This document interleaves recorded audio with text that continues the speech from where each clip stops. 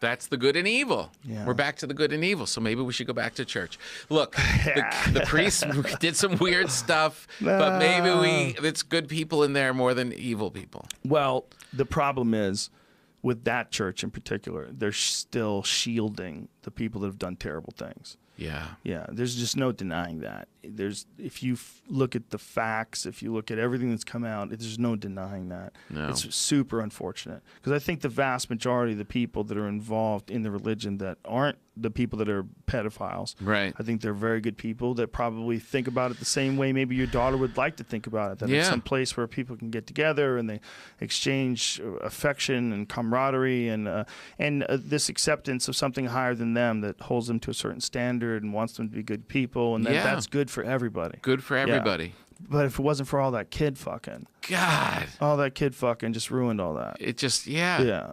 It really, did. it's Yeah. such a sad thing. Google this, because I've said this many times and I've never bothered looking it up.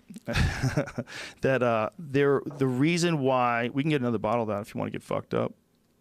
Look at It's you. the holidays. Okay, it's the holidays. Shit. A lot of sediment in that. What were we just talking about?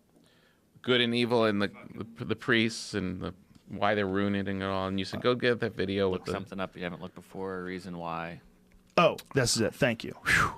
Thought that was gone forever. I voted. The reason why they forced priests to be celibate, because what I had heard was that and this is no scholarly work of my own. I don't remember even reading the article. I think somebody told it to me, that priests were banging too many chicks. Might have been Eddie Bravo. He might have said it in that way. Priests were banging too many chicks, man. They made them go celibate, which I don't think that was it. What do you think it is? I think it was property. I think that when priests own property, and if they were married and he died, she would keep the property. If there was no woman involved and he owned the property and he couldn't be with a woman and he swore that he was just with Jesus, when he died, the property went to the church. Oh. Yeah. Yeah. That's which is not much of, That's crazy. It's, wow. that whole other part of Catholicism is the other thing that bumps me all the time. When you go to the Vatican, it's like, wow, this is beautiful, but what? Where'd they get all this art? Where'd they get all these build? The pillaging of fucking riches. billions of dollars worth of shit, all stolen from a time where people were starving in the streets. I know. This is how powerful religion is. This is how powerful this pull is to search for good and to be a part of something. Is that weird. in light of those things, that you see the wealth. It's like going into like a pirate ship and seeing all the shit that they got, and then knowing what they do with these children. Both those things are. You should just say, no, "Fuck this! I'm not going to be a part of this at all." Yeah. But the other part of it is so strong that you actually will kind of say, "Well, yeah, but I'm still going to go to mass on Sunday." I think you know what happens I mean? is you think that even if a priest is bad, that the religion is still good. You know, you think that the idea is it's just like a bad guy who lost his way. That's in there. They sort of these are human beings that are flawed. Yeah, and a lot of them are drunk too, man. The guy really who, drunk. The guy who read my grandma's my grandma's eulogy. Oh no. Her name was Josephine, but he kept calling her Geraldine. Oh no. They had to correct him. It's Josephine. Like he was saying all these great things about her. He didn't know who the fuck she was at all. I know. And he had those gin blossoms. Oh, Jamie brought another bottle of wine. Oh my god. Savage Jamie. But I think, you take a guy and you put him in that position where he can't have a companion. Like you're not allowed to have a love. Yeah. You can't have a wife or a husband or whatever. You can't have that. You're it's not a allowed. horrible thing to do. It's You're horrible. fighting nature. There was a kid that I went to high school with that became a priest. Yeah. And we all knew he was gay.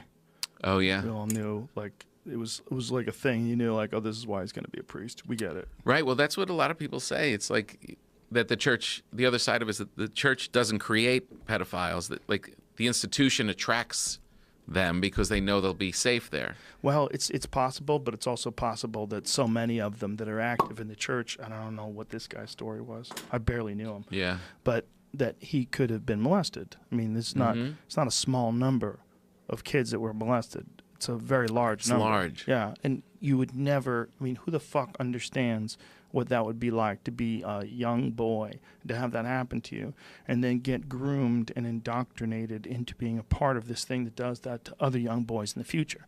It's your whole reality. Which has to be what some of them are. And they're all doing this under the blanket of this thing called the church. Then when the church finds out about it, the church moves people to all these different various places, and they get these new victims. Yeah. And this so happens bad. over and over and over again. You know, this was one of the things that they were saying about Benedict, about the one who before Cool Francis, Pope. yeah. Yeah. That he had actively done that. He had actively moved all these people. Yeah. He was a part of that. It's so bad. It's so bad. And it's such a shame. It What's really is Jamie? a shame. Did not know this. Married Catholic priests. There are perhaps 120 in the U.S. already. Here's how. Whoa, is this a new thing? Yeah. The other article I found said there's about 200. Wow. As of 1980, there was a rule change or an adoption of a rule change that allowed. Why does it say Eastern only? Is that what it's saying? That was something in the story, the video that was going. Yeah, but I just kind of paused it there. Why does it say Eastern Catholic? Like East Coast East only? Coast? Like West Coast, Mexicans are not buying it. They got West Side, we got our own Catholic homes. Brooklyn. We're not buying your bullshit. Brooklyn married in the house. 120 Catholic priests married in the United States. Wow. That would be a great because start. of a policy change by Pope John Paul II in 1980, which offered a path for married Episcopal priests to continue their ministry after converting to Catholicism. Oh, so you have to be a priest already if you're Episcopalian, and then you're allowed to have a wife and kids if you're Episcopalian, right? Yeah, for sure. Let them convert to Catholicism. So, I mean, look at that right there. Like, Catholicism's the only one that doesn't allow them to have sex, right? Yeah. And it's the only one that's littered with kid fucking. Right. I mean, right. Come on. Enough. Exactly. Just cut the shit. We were actually at Mass, and he was talking about, there was one thing from the gospel that was talking about being married, being with a woman. And then he finishes Cheers, kind sir. Cheers. Happy holidays. Happy holidays. He finishes the sermon, and then the reading. Then he goes into a sermon all about being with a woman, and this is a man that doesn't come close to that. This is a man that has no experience. Right. It would be so much better for the church if he was a married man with children, and then he could really talk about being in a family. Like, who are you? You know nothing about what we're dealing with on a daily basis.